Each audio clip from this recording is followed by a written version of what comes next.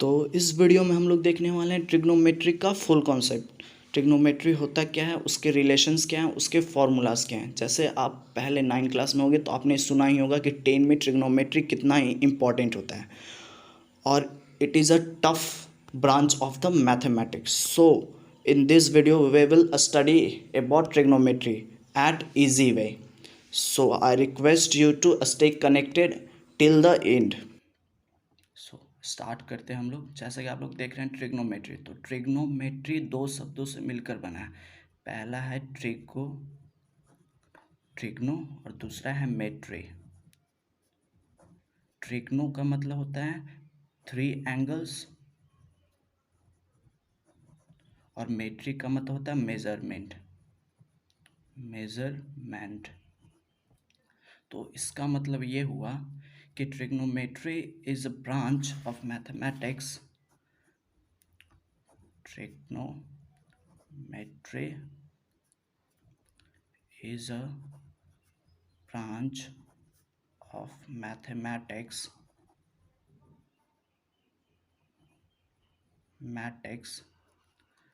in which we study about measurement of three angles।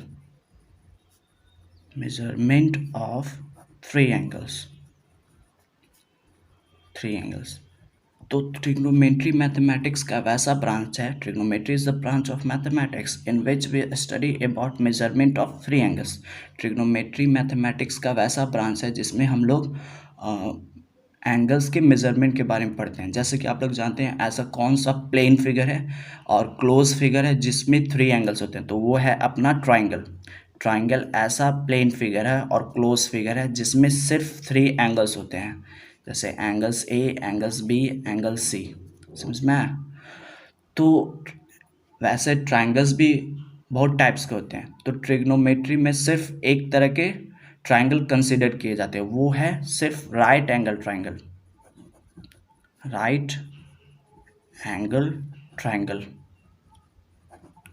Trigonometry सिर्फ right angle triangle के लिए ही लागू किया जाता है और ट्रिग्नोमेट्री किसी भी ट्राइंगल में एक्सेप्टेबल नहीं है। ट्रिग्नोमेट्री एग्जिस्ट करता है सिर्फ राइट एंगल ट्राइंगल में। तो ट्रिग्नोमेट्री में हम लोग देखने वाले हैं राइट एंगल ट्राइंगल के बारे में पढ़ेंगे कि राइट एंगल ट्राइंगल में कैसे ट्रिग्नोमेट्री एग्जिस्ट करता है। तो जैसा कि आप देख रहे हैं, मैंने एक यहाँ पे राइट एंगल ट्राइंगल लिया।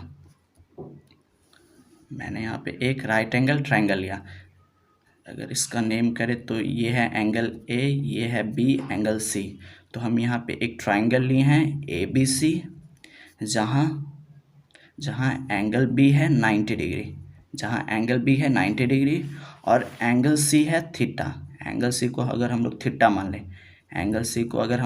मान लें, तो आपने पाइथागोरस थ्योरम में देखा ही होगा कि एक तो ये हाइपोटेनस होता है,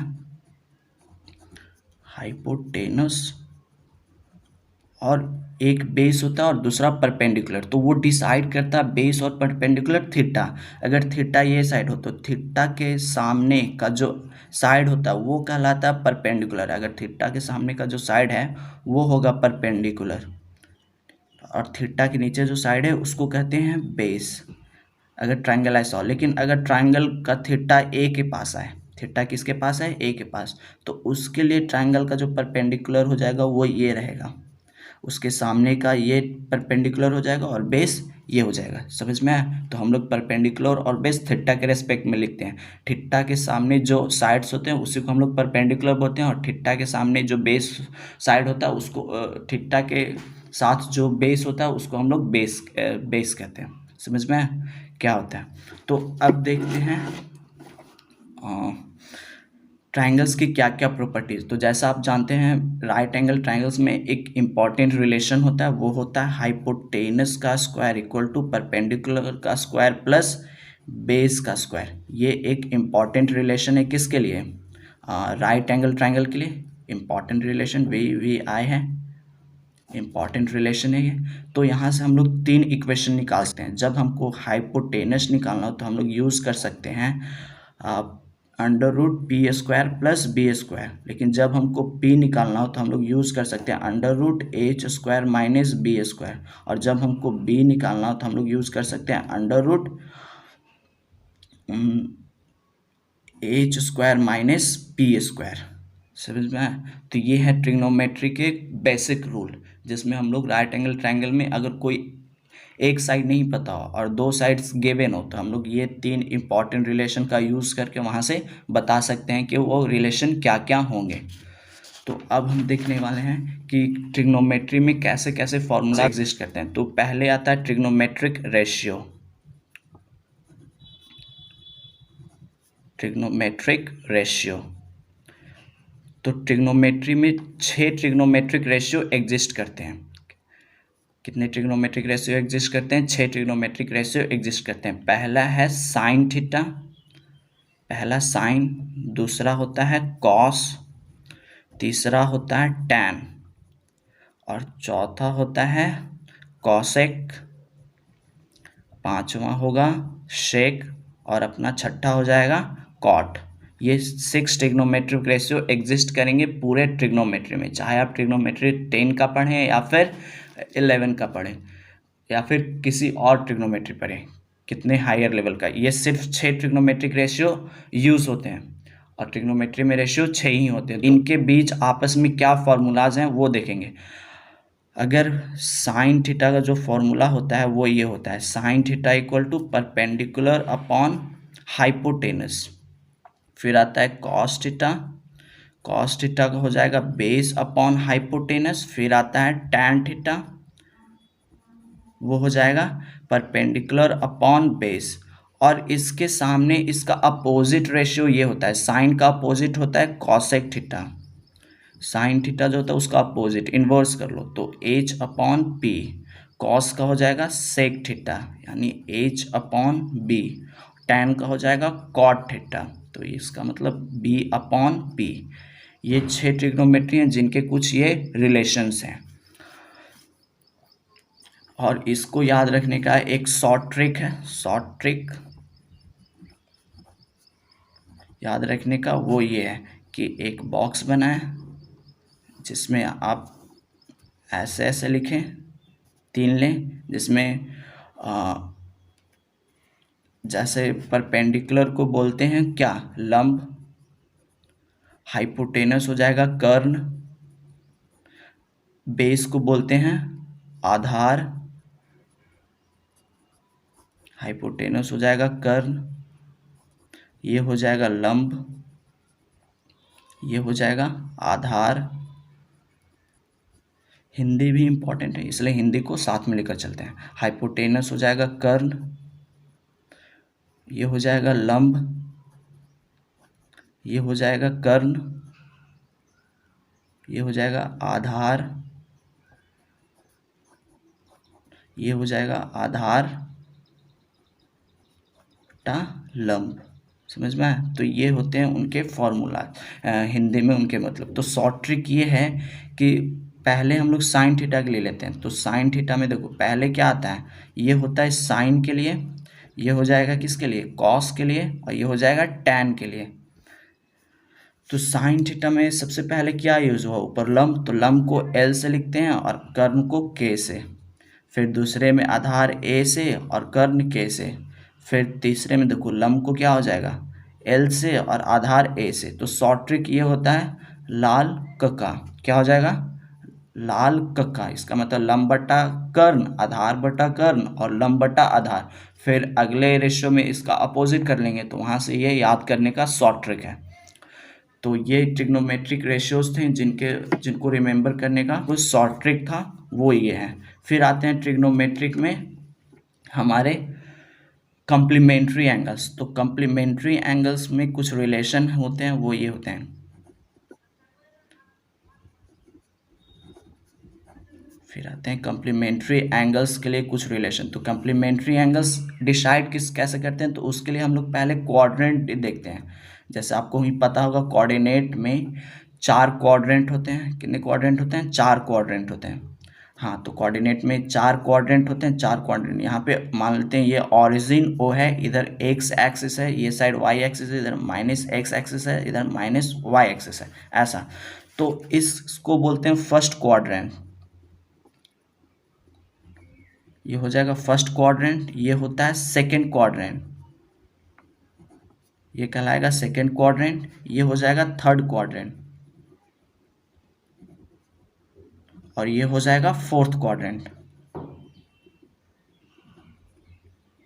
फर्स्ट क्वाड्रेंट में कोऑर्डिनेट ज्योमेट्री में आपने देखा होगा, कोऑर्डिनेट लिखते हैं तो सबसे पहले एक्स का एबैसिका लिखते हैं, फिर वाई का ऑर्डिनेट्स लिखते हैं। तो एक्स का एबैसिका यहाँ पे प्लस में होगा और वाई का ऑर्डिनेट्स यहाँ पे माइनस में होगा। सेकेंड क्वाड्रेंट में एक्स का एबैसिका होगा माइनस में और वाई का ऑर्डिनेट होगा प्लस में।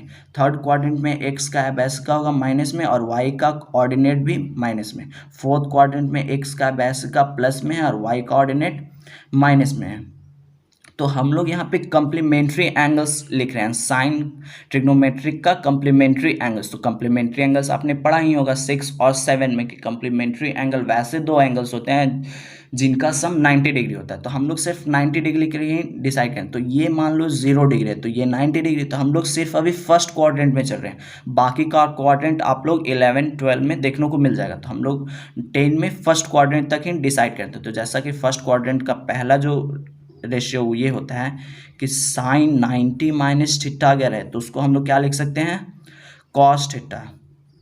सेकेंड आ जाएगा कॉस 90 माइनस थीटा, तो वो हो जाएगा साइन थीटा अपोजिट। और थर्ड में लिख लेते हैं कॉसेक 90 माइनस थीटा, तो वो हो जाएगा सेक थीटा। फिर आता है फोर्थ में अपना सेक 90 माइनस थीटा, तो वो हो जाएगा कॉसेक थीटा। सारे प्लस में हैं क्योंकि फर्स्ट क्वाड्रेंट में सभी प्लस में ही होते हैं। फर्स्ट क्वाड्रेंट में सभी प्लस में, ओ यहाँ पे गलती से हो गया था, तो ये भी प्लस में ही रहेगा। फर्स्ट क्वाड्रेंट में एक्स का बेसिका भी प्लस में और वाई का ऑर्डिनेट्स भी प्लस में। तो अब फिफ्थ में आता है tan 90 माइनस थीटा थीटा, तो ये हो जाएगा कॉट थीटा। फिर आता है सिक्स में कॉट 90 माइनस थीटा, तो ये हो जाएगा tan थीटा। तो ये कम्प्लीमेंट्री एंगल्स है क्लास 10 के लिए। वैसे कम्प्लीमेंट्री एंगल्स अभी इसके लिए सिर्फ 90 डिग्री के लिए ही चल रहे हैं, तो कम्प्लीमेंट्री एंगल वैसे एंगल्स बहुत सारे डिसाइड करते हैं, लेकिन रिलेशन यही होता है, सिर्फ उसमें प्लस माइनस को देखते हैं उसके क्वाड्रेंट के रेस्पेक्ट में। तो अभी हम लोग को ये नहीं सीखना, वो 11 12 में जाएंगे। 10 के लिए बस इतना ही इम्पॉर्टेंट है, 11 के लिए अगले टॉप वीडियोज़ में देखते हैं। तो ये है कम्प्लीमेंट्री एंगल्स का इम्पॉर्टेंस। अब हम लोग देखते हैं ट्रिग्नोमेट्रिक आइडेंटिटीज़। ये वेरी वेरी इंपॉर्टेंट है, trigonometry identities very very important है। ट्रिग्नोमेट्रिक आइडेंटिटीज़, ट्रिग्नोमेट्रिक आइडेंटिटीज़ ये बहुत ही इंपॉर्टेंट रिलेशन है, इसी से 10 के इंपॉर्टेंट क्वेश्चन सॉल्व किए जाते हैं। ये आइडेंटिटीज़ याद रखना बहुत ही इंपॉर्टेंट। तो जो पहला आइडेंटिटीज़ होता है वो ये है sine theta into cosec theta equal to 1 होता है, जहाँ से हम लोग दो फॉर्मूलाज निकाल सकते हैं, sine theta equal to 1 by cosec theta और दूसरा हो जाएगा cosec theta equal to 1 by sine theta. ये पहला था आइडेंटिटीज। दूसरा आइडेंटिटीज होता है cos theta into sec theta equal to 1। तो यहाँ से कॉस थीटा का वैल्यू हो जाएगा 1 अपॉन सेक थीटा और सेक थीटा का वैल्यू हो जाएगा 1 अपॉन कॉस थीटा।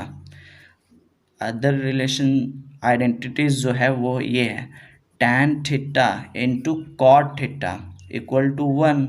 तो टैन थीटा का यहाँ से वैल्यू हो जाएगा 1 बाई कॉट थीटा और कॉट थीटा का वैल्यू हो जाएगा 1 बाई टैन थीटा। फिर फोर्थ रिलेशन ये होता है sine square theta plus cos square theta equal to 1। तो यहाँ से जो साइन थीटा का वैल्यू हो जाएगा वो ये रहेगा under root 1 minus cos square theta और दूसरा रिलेशन आएगा कॉस थीटा के लिए under root 1 minus sine square theta, ये रिलेशन यहाँ से देख लेंगे। अगर स्क्वायरिंग का चाहिए साइन स्क्वायर थीटा तो वो हो जाएगा 1 माइनस कॉस स्क्वायर थीटा, और कॉस स्क्वायर थीटा का चाहिए तो वो हो जाएगा 1 minus sine square theta, root इधर आएगा तो स्क्वायर में हो जाएगा।